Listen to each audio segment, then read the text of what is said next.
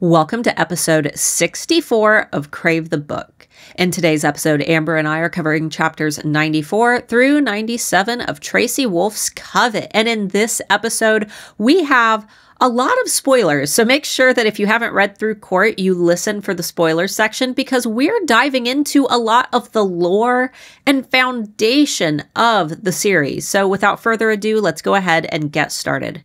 What is up, guys? Sorry we're a little late this week. Amber and I, we've told you before, but we're both business owners and holiday time is crazy. So over the next few weeks, if we're ever like late a day or late a few hours, just understand it's because we're busy, but we're still here for you guys. We do post updates about late episodes over in the Crave the Book Podcast Tea Room on Facebook. That is our Facebook group. So feel free to join that if you ever want news and updates or just to chat with other listeners. We've got a lot of people in that group now, don't we? We pretty famous. Yeah. We are. Inflating our egos even more.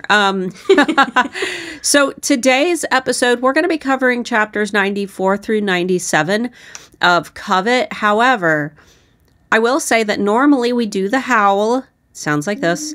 When there are spoiler topics, and that way, if you haven't read past chapters 94 to 97, or if you haven't read Court, most of these spoilers are going to be connected to Court. It would probably be a good idea for you to leave once you hear that howl. Today's episode, I feel like, is going to be half non-spoilers and half spoilers, just because of where we are in the story. We get some major revelations. So we'll do our best to not spoil anything before we get to the howl. But just be aware that we're going to be reflecting back on Court a lot once we get into spoilers. So if you haven't read that, make sure that you turn off the podcast. I don't think we had any other news. So is there anything else that you needed to say before we get into it? No, other than my next door neighbour is doing a bathroom remodel, so there may be some strange noises. Oh, well. And Siren has just woken up. So if you guys hear a siren, it's just Siren. Yeah. She is loud. That's A-okay. I think most of our listeners have critters and can understand. So last we left off, our little crew just got back from the Dragon Court. And they arrived at Katmere about the same time that Jackson and the Order did. And Jackson had gone and talked to his mom, and his mom gave him a cryptic message about appearing weak when you are strong.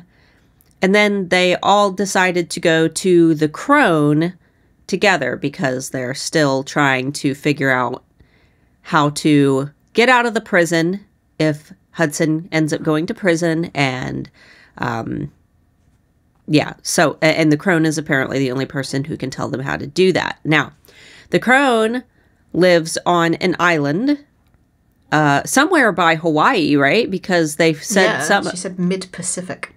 Yeah, they said something about flying past Hawaii, and everybody's flying on the dragons, but Jackson decided to float there. And I'm just picturing, think about the speed that the dragons have to be flying. And think about Jackson floating at that speed. Is he, straight up and down, perfectly vertical, just floating at full speed with his, arms at his side? Or is he, because there's a little bit of momentum, is he standing straight up and down but, tilted forward? Slightly, you know what I mean? Like when you're on what are those things? Those segways or a hoverboard, how you kind of tilt forward. Kind of a little bit is it iBoy or whatever it is when he's got a little bit of rockets coming out of his shoes? Yeah, he's just slightly propelled forward. Just phew. Or is he like Superman where he has decided that he's going to lay on his belly and just kind of... I don't know, because I like to think of him sat cross-legged and kind of meditating Buddha. And Through the power of thought, I am able to achieve levitation. You know what? If anybody plays Overwatch, there is a character. That's exactly how I'm imagining him. That's my favorite. That's out of all of those. That is my very favorite. Okay, so that's how I'm going to picture it from now on. So they get to the island, and apparently the house looks very gingerbread house. Yeah, this is ominously sickly sweet. Like if you ever walked past a house that went, there's definitely a witch that lives there that boils children. That's the house they went to. That whole set of dialogue, especially, I remember my first time reading it, I laughed so hard out of all of the dialogue in the Crave series when they're walking up to the house and they were talking about, like, do you think that she has an oven? And Grace is like, I think most houses have an oven. And someone said something about grilling them. And Flint goes, is that a thing? Grilling? Yep, and Jackson pipes in with like, no, I'm thinking more like wood-fired pizzas. I'm pretty sure I see a pizza oven when I was on the way in. Yeah, and then walking up to the house, like, we still haven't decided what this architecture is called. Gingerbread mansion? Gingerbread villa? Gingerbread ski lodge? Yeah. And then I couldn't picture it in my head. I think that I saw like a cottage to begin with, but the more they described it, it just kind of like inflated as they described it. It just got bigger and bigger. I was picturing the house on the Esme Island in Twilight, but gingerbready.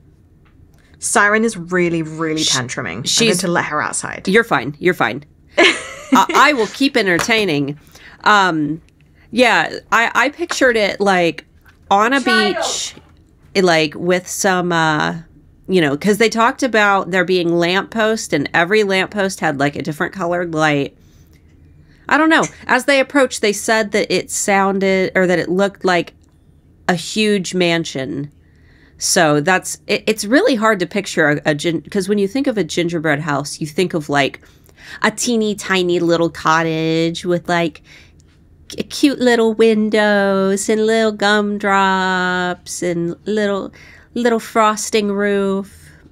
And trying to think of it as a mansion is kind of hard. But that whole set of dialogue with them walking up the steps trying to decide, and finally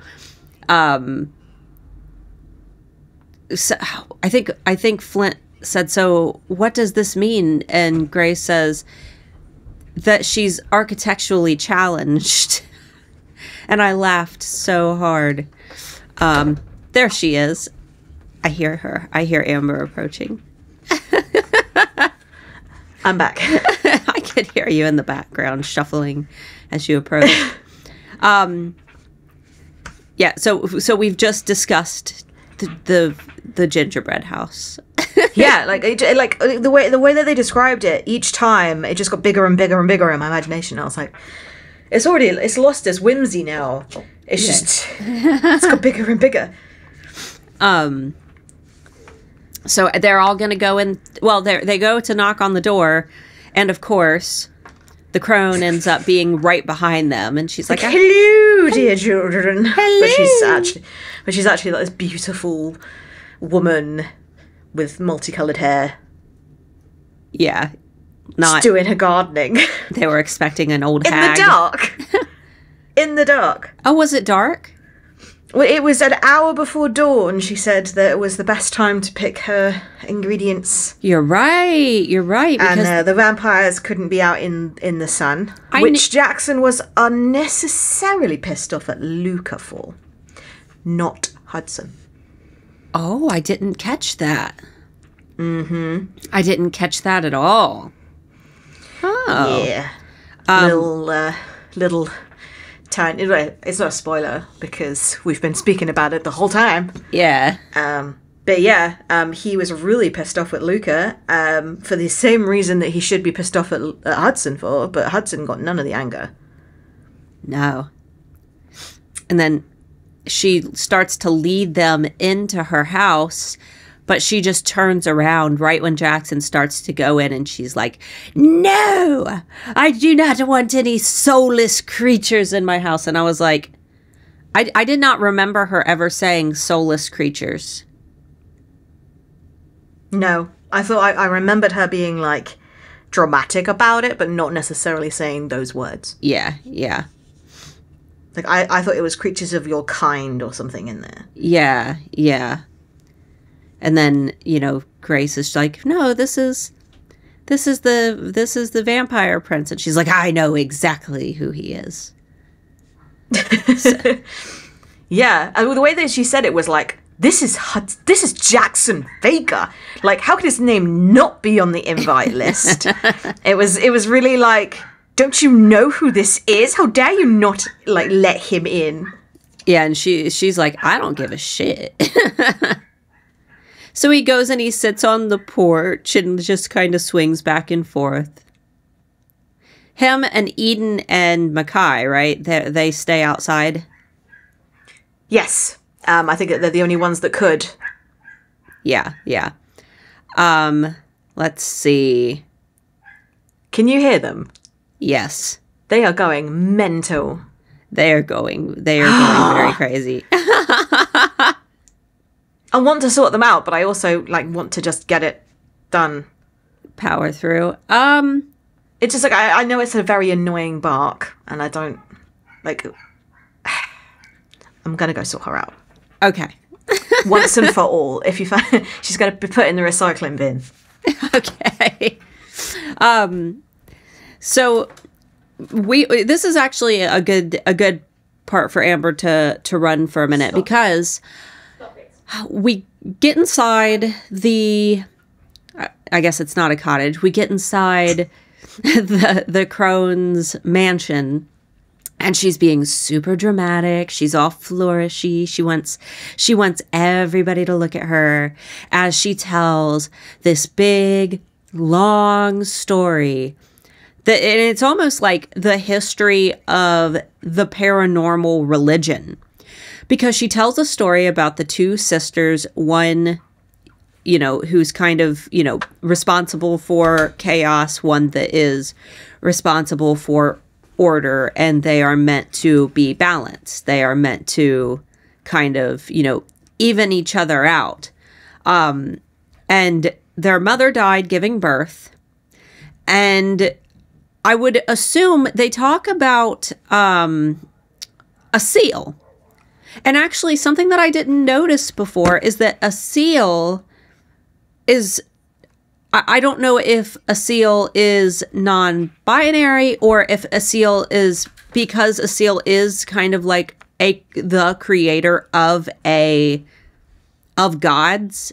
A seal, it would have been because they had the mother, and then I'm assuming that a seal would be biologically their father figure. But I can't decide if a seal is non-binary, or if a seal, because basically it would be the creator of a god.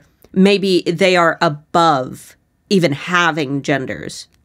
Because in the book that I'm writing, I have a character who I'm attempting to develop, who's like that. They are beyond it. It's not even a concept. But either way, so the two sisters are, they basically are the ones that kind of balance out the universe. But one ends up creating the paranormals, and one ends up creating humans. And they're very upset that their creations are basically always at war with each other. They're constantly feuding, the humans and the paranormals. And this causes conflict between the sisters, and long story short, the sisters end up getting sent to Earth, or to our dimension, our plane, whatever. Rather than being able to travel throughout the realms, they get confined just to ours. I'm sorry, one of them does. Cassia does, because she's kind of the one of chaos. She gets sent to Earth. And her sister, because things have to be balanced, her sister also has to be sent to Earth with less power. So it was kind of like a punishment from a seal that they got sent to Earth. Amber, are you back? I am. Are you just listening to me go on? Life with dogs. I threw them outside and I went, well, it's going to be really quiet. And then 2 dogs walked past that went nuts at the fence. And I was like, oh no. 'Cause I thought they were fighting. Like, I thought they were killing each other. That's how loud they were. And that was when I sat back down, then had to run back downstairs. Like, no, I've given them an ear to chew and they're in separate rooms. And I hope they just we'll power through. So I just got through the story of Cassia and Adria. They are now on Earth with less power than what they had when they were goddesses. Now they're demigods. Yes. And I was wondering, like, if they ever went to like war. The paranormals and the humans. And they were like the war leaders of each faction. Each half. Would gargoyles just be in the middle because no one was their creator? A seal was the creator of Cassia and Adria and gargoyles. Yeah, which kind of puts gargoyles on the same equal, like, level playing field as demigods, but then like she kind of says that the gargoyles were nothing except like the things that restore balance. She didn't necessarily talk highly of the gargoyles, but she also didn't sniff at them like. Yeah, and I know that it's not quite spoiler territory, but I always thought that the names were the other way around, and I was like I was feeling gaslit the entire time. Like, no, I thought it was the other way around. Cassia is chaos, right? Yes. Okay. But I thought that the humans and the paranormals were switched. Oh, got it. But it wasn't, and now I'm very confused. And the way that she said that Adria chose a paranormal. She even mated one. And that she chose her side. Thought it was Cassia. Cassia chose a paranormal, right? No, maybe it was Adria. One of them. It had to have been Adria. But if you are a demigod, how can you mate with a human, like, ethically? Like, you would have to explain to this human that you're a demigod. I get the feeling that it works under Harry Potter terms. Where, like, you cannot tell anyone except a couple people. Except like your ride or die friends. Yeah, like you are not allowed to tell a soul. It is against the law. We must protect everyone in this universe at all costs, except for that person that you're banging. Yeah, and I kind of felt like it was a really like, oh, she chose her side. I'm like, yeah, she chose the side that you currently rule. If anything, that's a compliment. Yeah. But instead, you're like, no. The paranormals must stay with the paranormals and the humans must stay with the humans. I don't care that I'm a paranormal and I don't care that you're a human, but we must never mix. I was like, you're sisters. It was really weirdly like written, and I was like, it seems a bit racist here. Just a little. You chose your side. I mean, she literally she's chosen the side that you created. Right. I mean, I don't know about you, but I would choose a paranormal over a human any day. Yeah, there's not. I'm hoping that we get a little. I've got stuff in spoilers, so we'll get into the meat and potatoes in a minute. Potatoes. Meat and potatoes. Food. Let's see.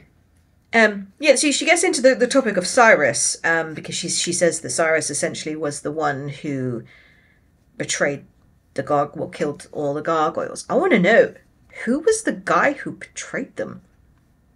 Yeah, you're right. They did say that somebody betrayed was like, them. yeah, I'm going to tell them the secret of the Gargoyle King, and then was never mentioned again.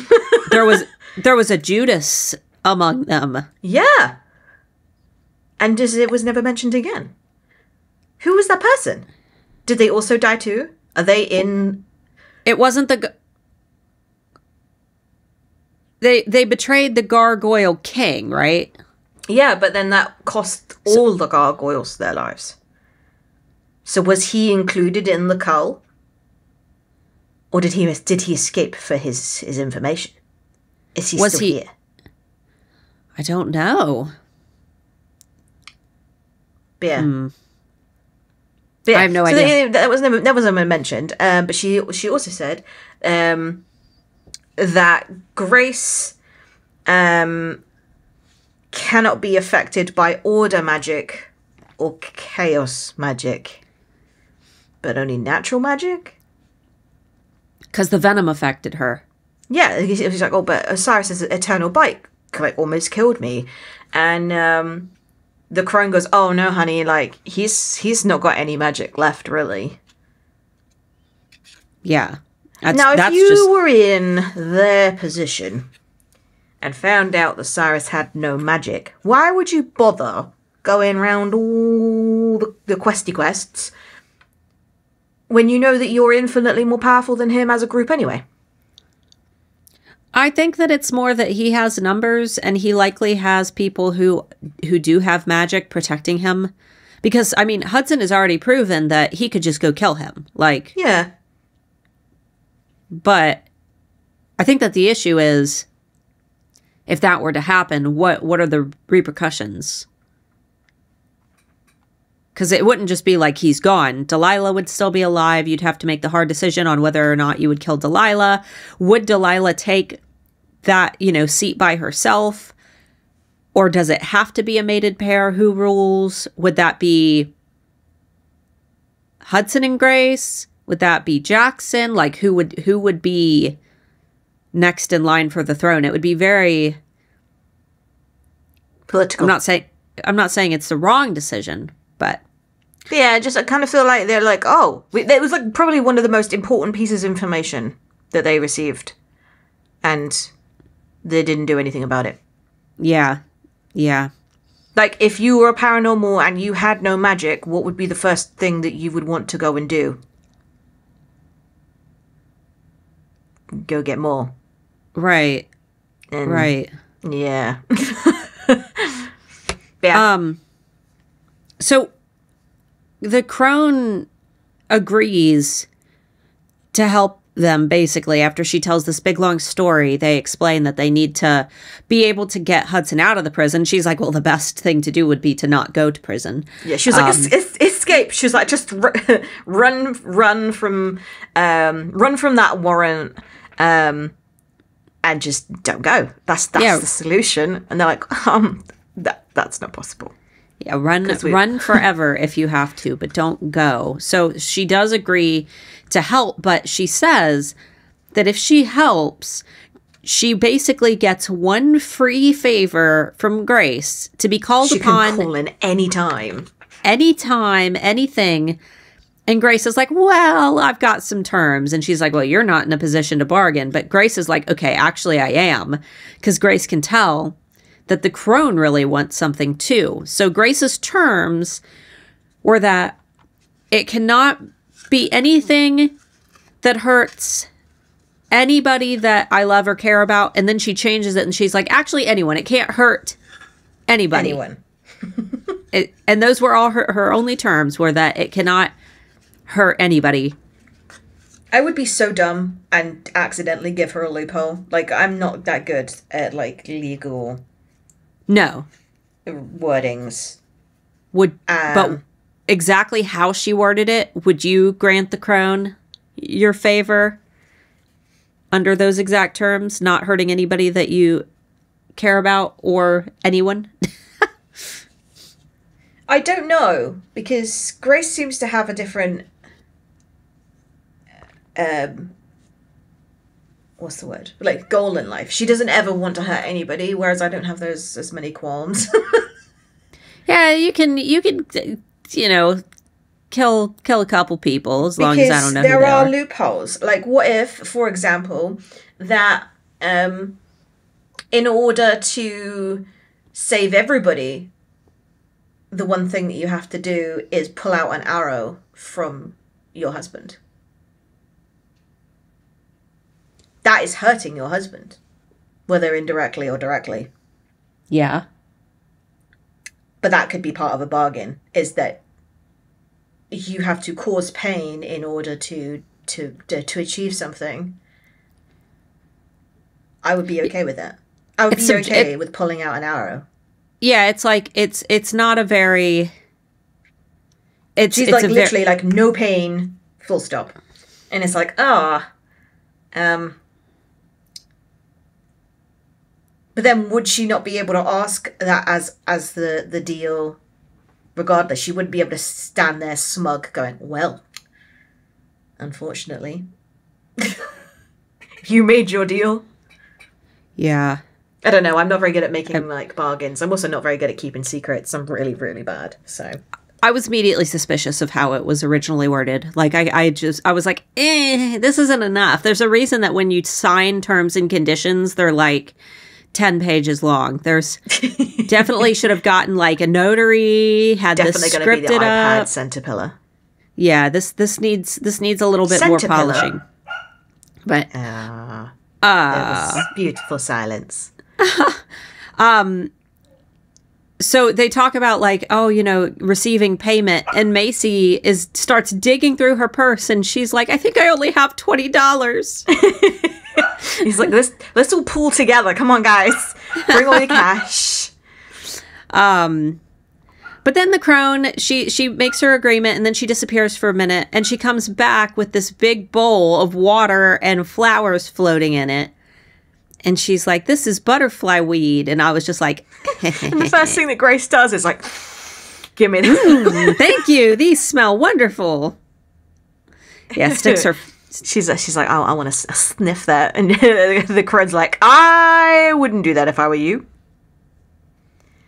And Grace is like, if I've ever learned anything about this paranormal world, is that when somebody tells you not to do something like that, you listen. Finally. Yeah. She ain't listened before. Yeah. And then the crone leaves them with this parting words, which is the end of the chapter. It's like, yeah, so all you need to do to escape the prison is die. Like, you dramatic bitch. I remember reading that the first time and being like, this bitch, really? Come on. Yeah, she really led them down that garden path of agreeing to her terms, getting excited by the flowers, be intrigued as to what the solution is, and then just like, oh, punchline, you gotta die, souls. You gotta die. All right, let's jump right into spoilers, because there's just so much. There was more spoiler stuff to talk about than there was normal content. So if you haven't finished Covet and Court, you might want to bounce out here, because we're going to literally ruin the whole like background story for these characters. And Siren's going to ruin the background noise. So. Exactly. We're on a time crunch. So at what point did they just start referring to this poor woman as the crone? Like, oh yeah, that's my old hag of a sister, you know, the crone. At 5 years old. she's like this beautiful young looking woman. They're like, oh no, that's my hag of a sister, this old bitch. I love that there was a point in the story where she said that they had to go through this like ritual where they chose their name, and those were the names they went with. Mm-hmm. Like, what do you want to be called in all the world? I want to be called Cassia. I'm Thaldor the Great. Yeah, like, you'd go a bit more dramatic, right? But no, they went, yeah. And it was so obvious rereading it through that she was Cassia. She's Adria. Adria. So there you go. But like the way that she was talking was very much like a, you owe me thanks for existing. And especially how Grace is like, I don't think that she's not even going to convince me that she's the... There's no way that this woman standing in front of me is a million-year-old demigod. Right. Yeah. Why doesn't she age? She does, doesn't she? She suddenly turns around and Grace can suddenly see her age. And I think that was the foreshadowing of her hair as well, where it was every shade, including grey. Oh. Okay. And it's not until they had like agreed to her terms and then they turn around and all of a sudden she's really super old. And she's like, you owe the Crone a crazy, crazy favor. Okay. You're right. Yeah. And she also talks in the way that like, this favor is not going to be a good thing. Oh, no. She definitely makes it known that this is going to hurt, whatever it is. Yeah. Like, what if it's like, you need to die? And she's aunt, right? Yeah. She's Grace's aunt. Okay. And mother of Isadora, which I have a note about as well. Oh, I forgot about that. That's so funny. I forgot that. Yeah. So I was like, if the Crone was desperate to meet her daughter and was looking for her, why would you live on a desert island in the middle of nowhere? She's not going to stumble upon you.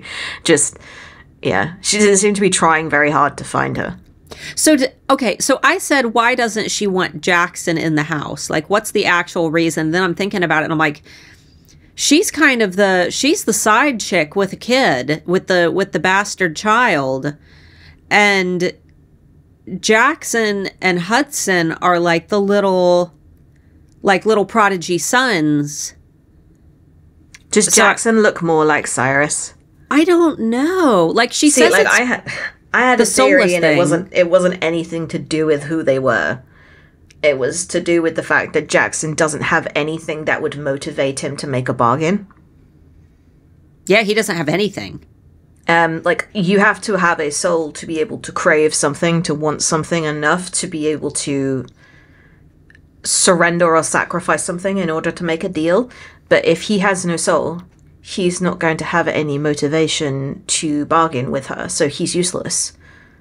Yeah, but at the same time, why would she feel threatened about the rest of the people coming? She's not going to make bargains with everybody. And she was really mad, too. Yeah. It might just be that, like, she feels threatened by them. Yeah, I was thinking that it might just be something that she's never really experienced. Like, you know how if a barn owl has a baby that comes out with black feathers, this is gonna sound weird. Just stick with me. Barn owls will occasionally have babies that. I can't remember what is the word for an animal that, because I know albino melanistic. Okay, but yeah, that melanistic and leucistic. Yes, those things. If they have a black baby, this sounds bad.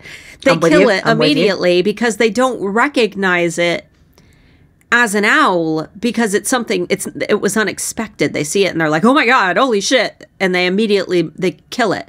Racist owls. I know, right? But my thought is that she probably hasn't seen someone like Jackson, like no soul, in... But how can she recognize it? It's his aura. Your aura is very yellow today. It does make me wonder whether he's gone to visit the bloodletter since he broke the bond, because surely the bloodletter would also be able to have the same skill at recognizing that he had no soul. Especially since she's close to him, but I don't think that she has, or he has. Oh my god. You're full of noises today. Oh, just life. All the sounds. Another little thing that I picked up is that a seal who had part in the creation of Cassia and Adria, which while you were tending to the dogs, I had mentioned that a seal is referred to as they, whether that be because a seal is non-binary or because a seal is above having a gender because the creator of a god would have to also be a god. So maybe gender is just too human of a concept. But a seal said that once the twins kind of like chilled out and learned their lesson, that they would return for them. But he never did. So is a seal like still around? Is a seal like, I don't think a seal is like a person, because I think that it's more of like, if they're gods, then a seal is probably more of like an abstract type concept of a paternal. Every time you say his name, my brain goes, baby, I can bear you to a kiss from a seal. Yep. Yeah, no, he never came back. And then I thought about how Grace and Isadora could be like the reincarnation of the twins, because again, daughter of chaos, daughter of order. And I'm wondering whether a seal comes back for those rather than Cassie and Adria, because they've lived their lives. Like, they don't need their dad anymore. Yeah, yeah. Whereas Isadora and Grace don't have a dad. That's true. And are still teenagers and both very emotionally roller coastery. So yeah, I was thinking maybe baby comes back for them rather than the old crony people. Yeah. Yeah, and then the whole like, oh my god, it's so obvious that Cassia, Adria, whatever her name is, was who she said she was, because it's like, indulge me on a trip down memory lane. Nobody calls a story that they were not involved in a trip down memory lane. No.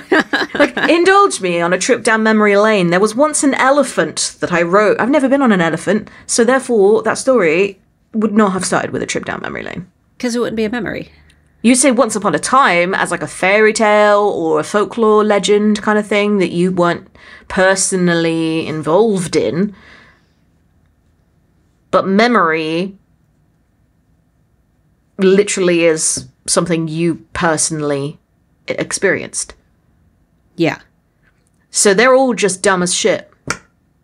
Is what I came to the conclusion of. Now, I might be dumber, because this whole time that the unkillable beast has been talking to Grace, I never made the connection that it's because he's the Gargoyle King, and everybody says that the Gargoyle King has the ability to talk to all the gargoyles. Yeah, regardless of the fact they've made a connection before or not. I don't know why I didn't. I was just like, wow, Grace is so in tune. No, I literally got it. As soon as Alistair said, like, the Gargoyle King or the Gargoyle Queen can talk to anybody that they want.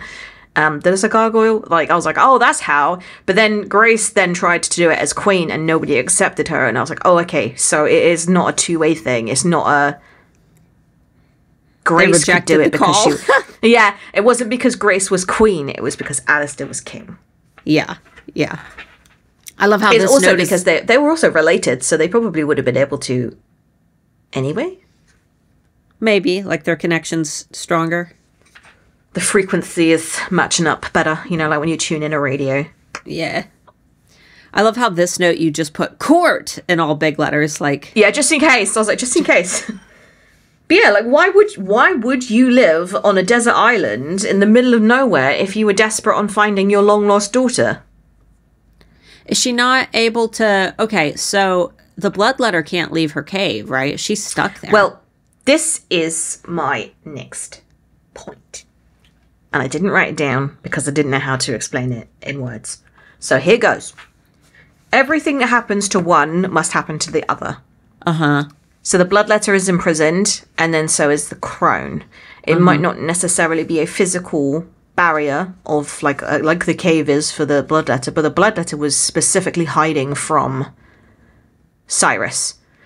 The crone was not hiding from Cyrus because she didn't necessarily need to. If anything, Cyrus should be hiding from her because Jesus fucking Christ, he's got some things that he owes her. So then I was like, why would the crone help them? Like, why would she bother? Then I thought, if she helped them achieve the crown, the bloodletter would then get the crown and be able to escape. her prison, which would then mean she was then free to leave her island. Because at no point do we see either sister outside their prison or their island or their cave during the entirety of the books. And I think it's not because she chose to live there, it's because she's stuck there. That makes sense. Because I was like, she has no investment other than a deal. Like, what could she get out of it in terms of a favor? But she has no reason to help them.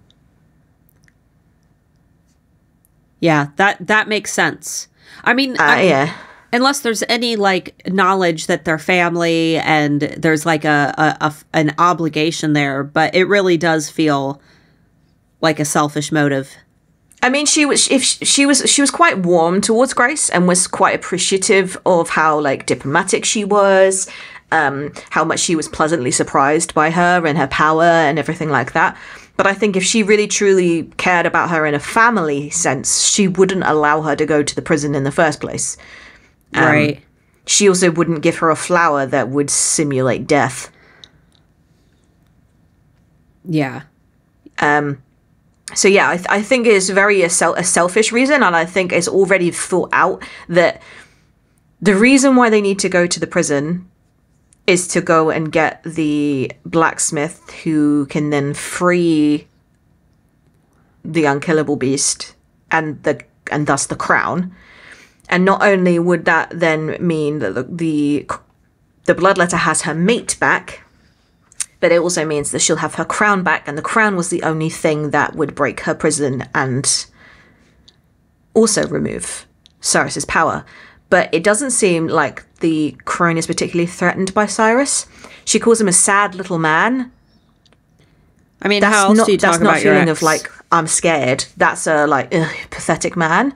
So I don't think she's choosing it to remove Cyrus of his powers, because that was the whole point of the crown, wasn't it? It was to remove Cyrus's powers. But actually, she's already said that, A, Cyrus has no powers, and she doesn't seem threatened by him during this entire exchange. So I think it is purely selfish motives for, I want out. And if my sister is free, I am free.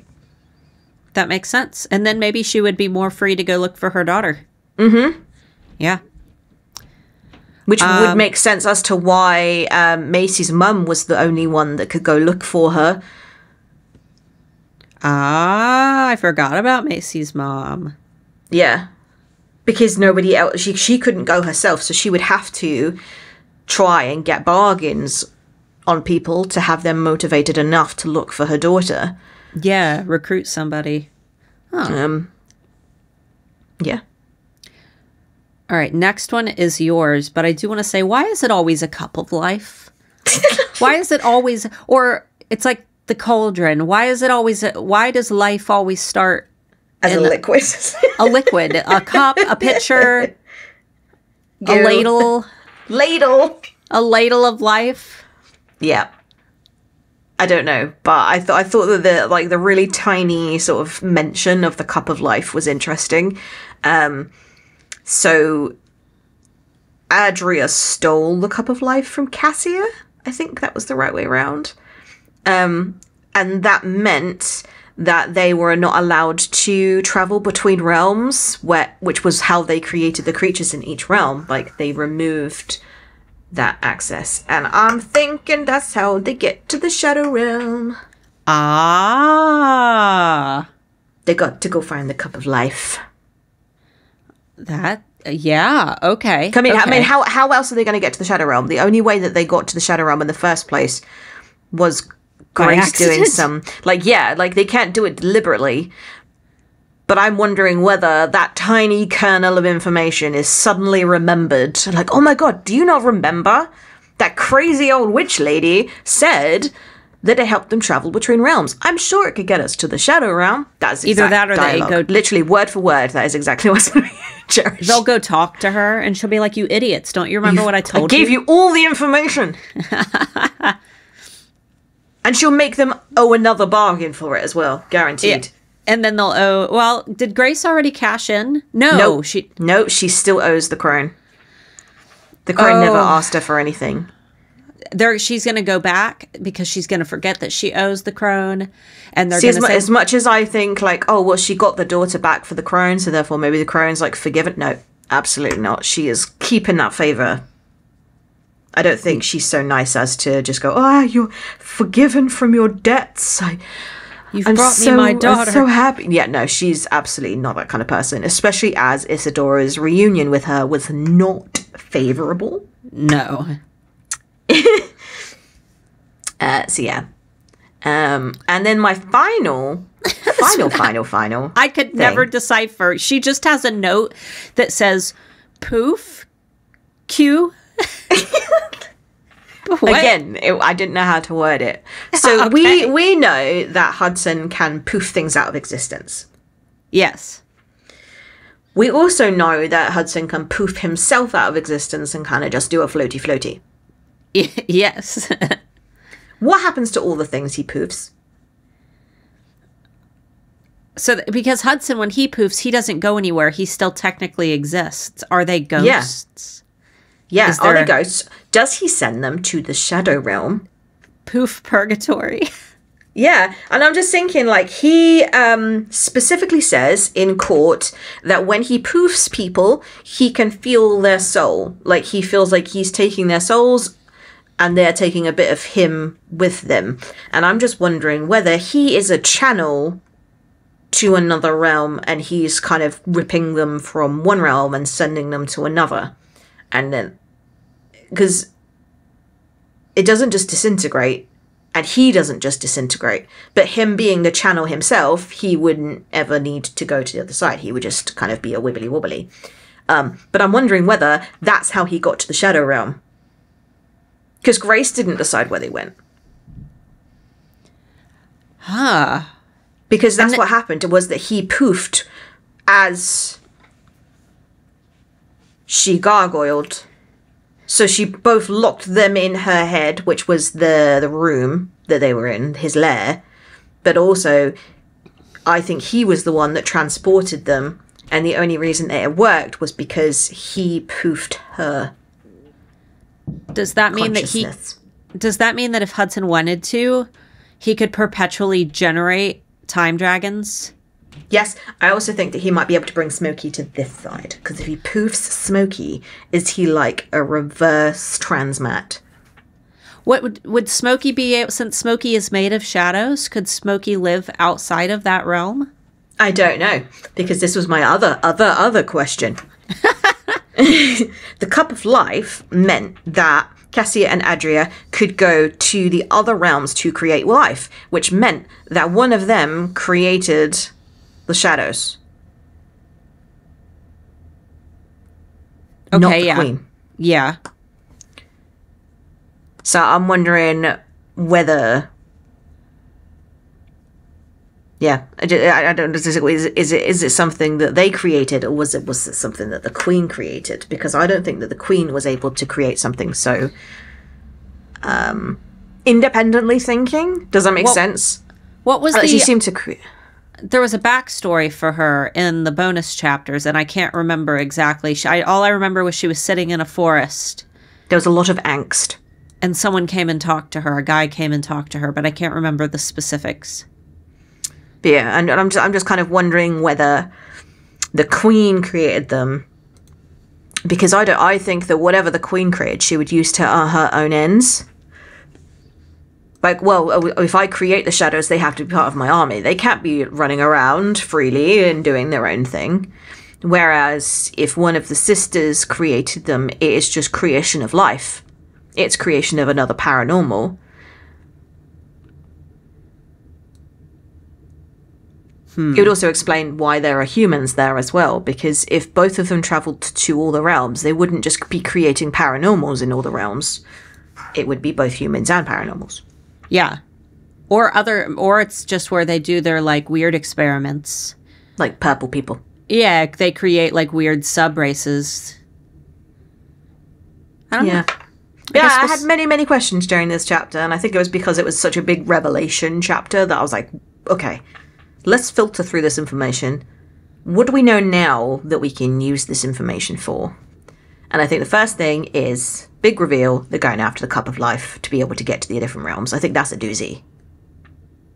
How else are they going to get to the Shadow Realm? Yeah.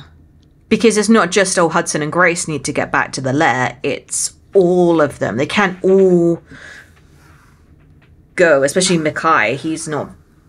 I don't think he's going to go with them. I think that they're going to go and leave him at Katmere. He's just going to fight. But the time changes. Time goes differently when they're... Or does it? It does. Because I originally thought that it was the gargoyle thing. That because Grace was in her gargoyle, and like, for example, when they go to the gargoyle army, time is different there. But then the time dragon thing happened and then reversed time. So I don't think it was that at all. I don't think time moves differently. Okay. Because the way that they popped back into the lair right at the end of Charm was before all of the pranks had happened, which meant that it was roughly around 4 months into... Yeah. Yeah. So yeah, I'm wondering whether, like, you know, like you, if you're in the Shadow Realm looking for these weird, creepy bug things that are going to save Mackay's life, and Mackay's not with you, how do you know that Mackay's just not dead? Maybe they'll let him stay at the lair. I reckon they'll put like a little timer on him. It's like tick tick tick tick tick tick. We have 3 days. 3 days to make sure that Mackay survives. And then at 2 days, 59 minutes, like, we're almost there, Mackay. There is 30 seconds to go, and then they think that they've lost it. They think, and then his eyes suddenly flutter back to life, and you're like, Bella style in Breaking Dawn Part 2. Yeah, he's suddenly a vampire. Would you believe? All right, guys, thanks so much for listening. Sorry, this episode was a little bit late, but hopefully this loud. Yeah, and late and loud and laughing and Luders and Luders and late, loud, laugh and Luders. Yes, get it in a decal for over your dining room table. Live, laugh, love, Luders. All right, guys. I guess we'll see you next week. Hopefully. All right, bye-bye. Okay. Where's my stop button?